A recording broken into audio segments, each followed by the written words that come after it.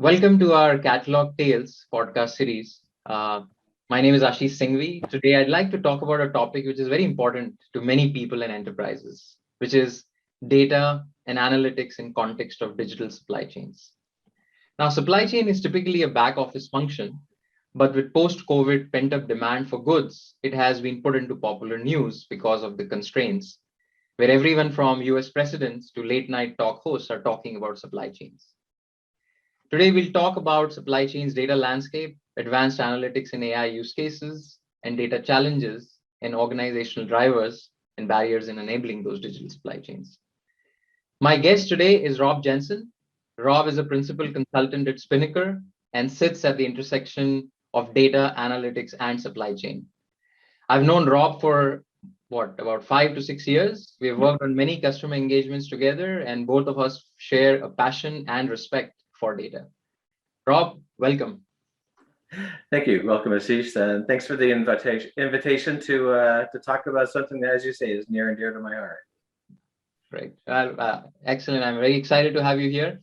I know we have spent many years at customer sites in supply chain transformation programs on data management, data analytics. And with COVID, I think the supply shocks have large-scale effects that really came into the limelight recently. And even as we speak, there is a supply chain crisis here in US. I think it highlights the need for hyper agility and resilience in supply chain. So I thought, why don't we talk about this theme from a data perspective? Sure, absolutely. No, absolutely. It's so funny because I think everybody's heard of just-in-time delivery, just-in-time inventory. How do we make the lean distribution, get things as lean as possible? And it's an interesting time because now we see the impacts of some of the decisions that have been made, and some of the ability of companies to kind of just assume things will always be the way they were before and not have to worry about, supply chain the way they might think of other areas of their business. Yeah. Everybody just assumes the shelves will be full. Everybody just assumes the product will show up when people say it will. And the reality is that is the magic that supply chain does bring, right? And really it's really an orchestration that happens across multiple functions, from buying the materials to manufacturing goods to shipping them. And that really segues to the first topic I thought we can talk about, which is like what the definition, the landscape of data in a digital supply chain. As you were also alluding to, and I was saying that, compared to every other function in a company, the nature of data is unique in supply chain because it brings it together. Could you give your thoughts on that? Supply chain is really data greedy. It really wants to know everything about everything in order to get things scheduled, and it needs to know calendars, that needs to know. One of the funny things, and this is one of the more interesting aspects of supply chain, is it doesn't need to know just what it is today. It needs to know what it's going to be in the future.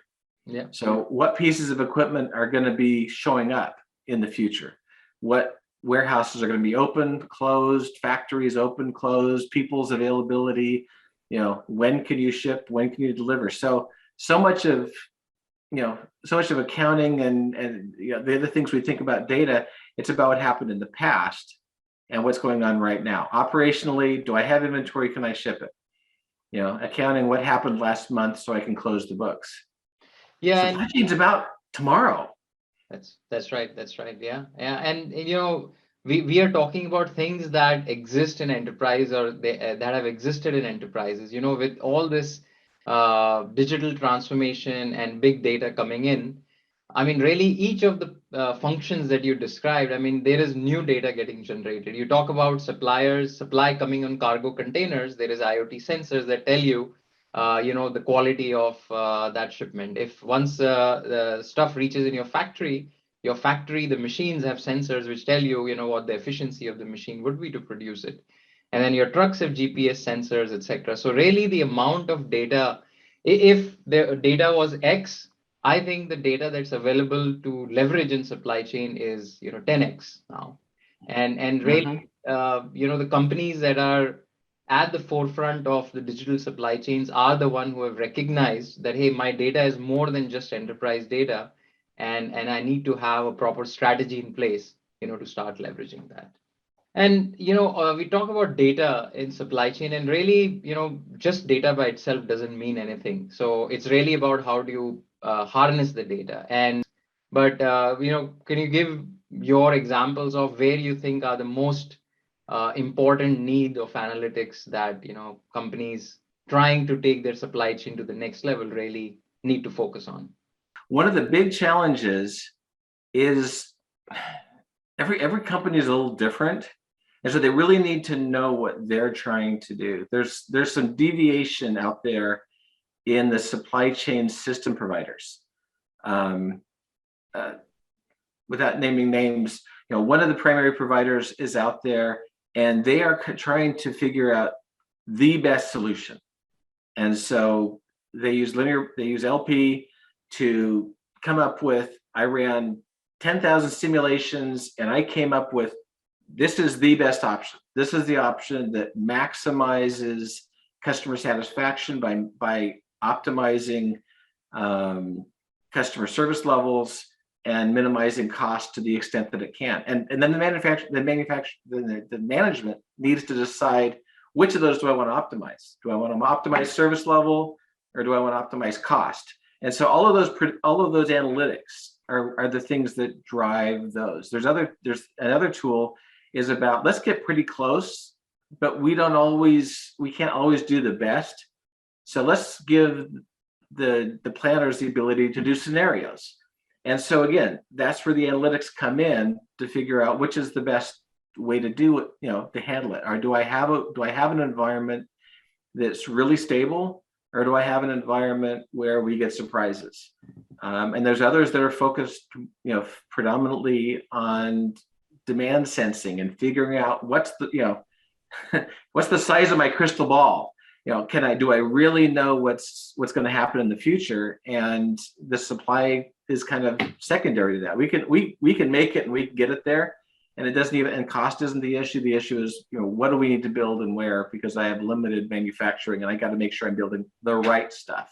So my demand signal has to be really good. So all of those analytics that are driving the solutions, it takes the data that'll drive it. I may be getting ahead of it, but I'll throw this little nugget in, which is, there's a lot of focus on AI and bringing in, things like weather forecasting and whatnot as these secondary factors that might drive. Is it going to be a hot summer? Is it going to be a cold summer? Is it going to be a rainy winter? Is it going to be, and what is the implications on demand signals from that? Well, AI is a function of teaching. And if you teach with bad data, you get bad solutions. Yeah. So again, the analytics and the requirement around analytics, as a general rule, we've all heard the phrase, and it exists horribly or excessively within the supply chain, which is garbage in, garbage out. If you don't have good data, you will make bad decisions. Yeah, very true. And that is the thing that really sometimes surprises me, that I was in conversation with the food and beverage company, and what they're really they're saying, okay, we know we have a good forecasting process, advanced algorithms. We are really looking to see if we can use the historical data, to predict our lead times and our machine efficiencies. And so we talk about the data of supply. Okay, we understand that it's very you can leverage it. You talk about how you can leverage it with this analytics, but really coming to the third part about the quality and the challenges with the data, which we just started talking about. And especially, and this is, I know, an area that is very near and dear to both of us. We've seen, I think, I would say, at least 50 implementations where companies are trying to take their supply chain to advanced planning and now digital. And almost always, data is the one that either delays the projects, or the output that comes out of these advanced algorithms really is not something that users and planners are ready to accept, or it takes a long time to accept. So, and it's very funny because everybody knows data is important. As you said, there are certain industries where data quality is a recognized, and data governance is recognized as a function, and there is an organization, and there is stakeholders, and there is ownership. But supply chain intensive or product type companies, consumer goods, retail, distribution, the data governance is almost non-existent except for very large players. So now you have a company who's trying to implement a very data intensive product suite of supply chain. However, there is no data governance organization. Data management is all over the place. So no wonder it's a disaster to start with. Mhm. So talk about data quality and the pain in the ass that it is for when we're trying to enable these digital supply chains. So, as you mentioned, I'm a principal consultant. I work for Spinnaker SCA, and we get brought in to do a lot of systems implementations. We do a lot of assessments. We help people with RFPs, putting together RFQs. What's interesting is how often I'm brought in those. I'd love to be brought in always in the data assessment and from day one to help them work. And in many cases, and in some cases that's happened. In fact, Ashish, you and I met on a data assessment for a manufacturing company where they wanted to know before they did their implementation, what was the quality of their data. And we actually used DvSum to help them get those answers. And it actually helped them on their implementation. More common is I'll get called in kind of during user acceptance test or just before that, when they realize our data is a mess. The current project I'm currently working on is currently in pause for 6 weeks while they clean up their data. And they basically just send all the consultants home except for me and a few others that are basically focused on helping them get their data where it needs to be, and then they'll start back up. It's interesting. I gave I did a session at the DGIQ conference on data quality a couple of years ago in San Diego, and one of my buzz points is, typical corporate data governance is about keeping the CEO off the cover of magazines. They're trying to keep data problems from showing up and happening. But data quality and data governance in supply chain is about getting the CEO on to magazine covers about how wonderful things are at FedEx or Amazon and how it's revolutionizing their industry and is a game changer within their industry. You can't have a world-class supply chain system and planning environment without world-class data quality. So there's data completeness and there's data accuracy. And at least when it's incomplete, you have to build it. What catches you by surprise is data accuracy. And that's actually where tools like DvSum come in, because the data exists, but it has holes or it's inaccurate. And having something that helps you identify inconsistencies or missing data is really what's an amazing tool to people that do the jobs that I do, which is basically go into a customer, a client, and help them identify, is our data clean? Is our data good? Is our data complete? How do we get it there? And how close am I with it? Coming back and giving them some sort of a scorecard that they can say, okay, I now know that's my baseline, and now I know where I'm starting, and now let's chunk it out. Let's focus on getting the part table clean. Let's get our BOMs clean, our bill of materials clean. Let's get our bills of distribution clean. Let's get our transportation lanes clean. Let's get our pricing correct. Let's get our standard costs. We only have standard costs. We don't have landed costs. So we don't really know the difference of the cost of the different locations. So all of that stuff starts coming out, and it just becomes a process of getting your baseline and then just starting to work through cleaning things up and fixing the orphan data, identifying the orphan data, populating the orphan data, having a place to put it, understanding the genealogy of the parts, and what is it when I see this value in this field on this table, where did that come from? And so being able to go back and figure out, that's getting passed out of SAP and it goes through this system. That's why it's different sometimes.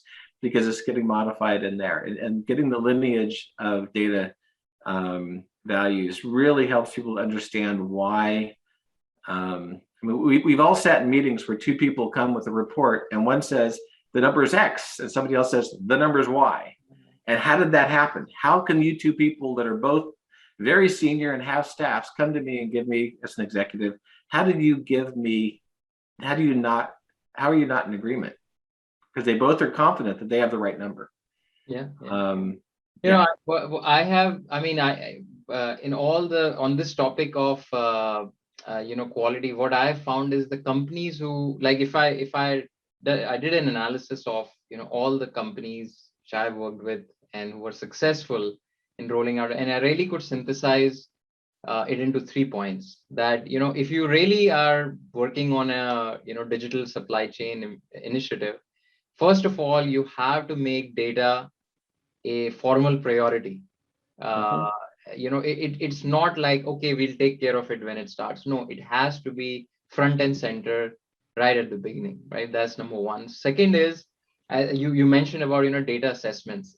I think that is it's a low impact, quick thing to do, assess the data, and especially not just quality, but also the fitment for purpose. I mean, it has a lot of benefits, even on the integration effort that happens in integrating the core systems to the supply chain systems. And the third is to set up some sort of a formal, data management or governance process, because, you can spend a lot of time during a project to cleanse the data, but then guess what? Data is not static. So as soon as new products get introduced, etc., and you don't have that process in place, you're going to start, the quality will go down, and then, you're not getting the optimization and the value that you would otherwise get from it. So these are the three things that I have, I always tell clients who are looking to, embark on a supply chain initiative, that, hey, this is how you take care of data. Yeah, no, absolutely. And we're definitely in sync on those. I think we approach our clients pretty much the same way. And that's one of the reasons we've worked with you in the past. Yeah, true. Oh, that's very true. Very true, Rob. And I think this has been a fantastic conversation. I think we really underscored the power and the vulnerability that, data brings to supply chain. Excellent chat, Rob. Thanks for sharing. Thanks for your time on a Friday afternoon and for sharing your thoughts. For the audience, if you are on a digital supply chain journey and you're looking for expertise in supply chain data, tools, analytics, Rob is your guy. His contact information is in the post below. And if you'd like to know, how you can take your data to the next level in terms of its transparency, its usability, its quality, and really its intelligence to power up your supply chain game, I'd love to have a chat with you. With that, that's a wrap. Thank you. Cheers.